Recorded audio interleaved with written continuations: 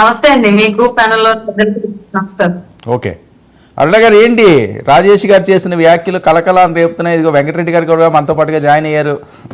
అది సంచలనాలు రేపేస్తున్నాయి.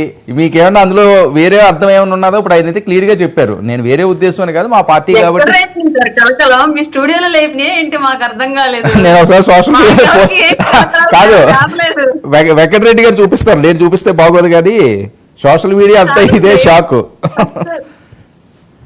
కాదండి, మొదటిది టీడీపీ కార్యకర్తగా ఆయనకున్నటువంటి ఇంట్రెస్ట్ ని ఆయన చెప్పడంలో తప్పులేదు. ఇప్పుడు నేను జనసేన కార్యకర్తని, నాకు కూడా చాలా ఉంటాయి ఇంట్రెస్ట్లు.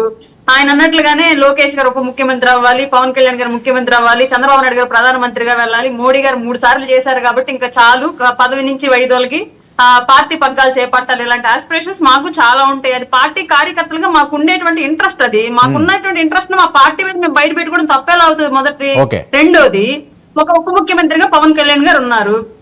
నిజంగా కూటమి ఆమోదంతో రెండో ఉప ముఖ్యమంత్రిగా లోకేష్ గారిని ప్రకటిస్తే దాంట్లో తప్పే ఉంది. ఇంకొకళ్ళు బాధ్యతాయుతంగా పనిచేసేటువంటి రైట్స్ ఇంకొకరు తీసుకున్నట్లే కదా వాళ్ళు కూడా పనిచేస్తూ ఉంటారు. ఎక్కడైనా పదవి అనేది గౌరవం పెంచదు. ఆ పదవిని ఆ పదవి ద్వారా చేసేటువంటి పనితీరు ఏ వ్యక్తికైనా గౌరవం పెంచుద్ది.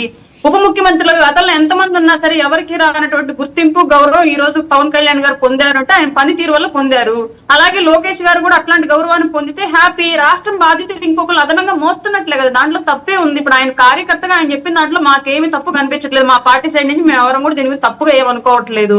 బహుశా మీకో లేదంటే ఇంకా రెచ్చగొట్టి కూటమిలో కొంపట్లు పెట్టాలని చూసే వాళ్ళకి ఎవరికైనా ఇది తప్పుగా కనిపిస్తే అది మీ మైండ్ లో ఉన్న తప్పు తప్ప ఆయన అన్న మాటల్లో కానివ్వండి, మా పార్టీ కూటమిలో ఉన్నట్టు తప్పు మాత్రం. జగన్మోహన్ రెడ్డి గారి కాన్ఫిడెన్స్ ఏంటి? అధికారులను కూడా డైరెక్ట్ గా ఆయన హెచ్చరిస్తున్నారు. అది మళ్ళీ మరొకసారి వైరల్ అవుతున్నది. ఆ బయట ఉంటే ఒకసారి ప్లే చేయండి అమ్మా.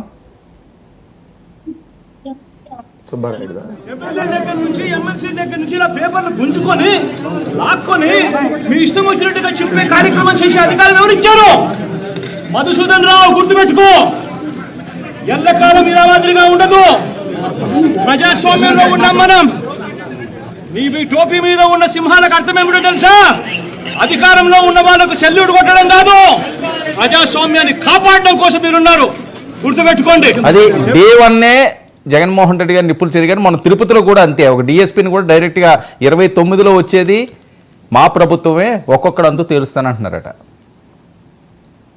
సార్, జనరల్ గా ఒక సామెత ఉండేది తెలుగులో, పుట్టుకతో వచ్చింది పిడకల్లో పెడితే కానీ పోదు అని చెప్పేసి. అంటే స్వతహాగా పుట్టుకతో వచ్చిన లక్షణం ఏదైనా సరే మరణం చెందేంత వరకు ఆ లక్షణం కొంతమందికి పోదంట. అట్లాగే జగన్మోహన్ రెడ్డి గారికి చిన్నప్పటి నుంచి ఆ బెదిరింపు ధోరణులు, ఈ జులుములు సాగించడాలు అనేవి చిన్నప్పటి నుంచి ఉన్నాయి కాబట్టి బర్త్ ఆయనకి ఇప్పుడు కూడా ఇంకా పోలేదు అది.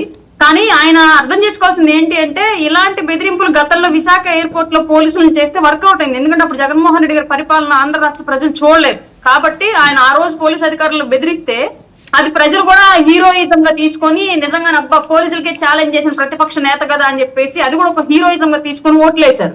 బట్ గత 5 ఏళ్ల పాటు జగన్మోహన్ రెడ్డి గారి పరిపాలన చూసిన తర్వాత జగన్మోహన్ రెడ్డి గారి యొక్క సామర్థ్యం ఏంటి, ఆయన వ్యక్తిత్వం ఏంటి, ఆయన ఆలోచన ధోరణి ఎలా ఉండిద్ది, సమాజం కోసం ఆయన ఆలోచించే తీరు ఏ విధంగా ఉండిద్ది, అధికారము లేదా డబ్బు వీటి కోసం ఆయన ఆలోచించే తీరు ఎలా ఉండిద్ది అనేది ఇవన్నీ కూడా ప్రజలు గత 5 ఏళ్ల పాటు జగన్మోహన్ రెడ్డి అనే వ్యక్తి యొక్క జీవిత పుస్తకాన్ని తెరిచి ప్రతి పేజీ చదివేటట్టు ఆయనే ప్రతిదీ కూడా బజార్లో పెట్టుకుని చూయించుకున్నారు. కాబట్టి మళ్ళీ ఇలాంటి ఉడతూపులకి చింతకాయలు రాలవన్న విషయం జగన్మోహన్ రెడ్డి గారు గుర్తుపెట్టుకోవాలి. ఓకే, వెంకటరెడ్డి గారు, ఎందుకంటే వాళ్ళు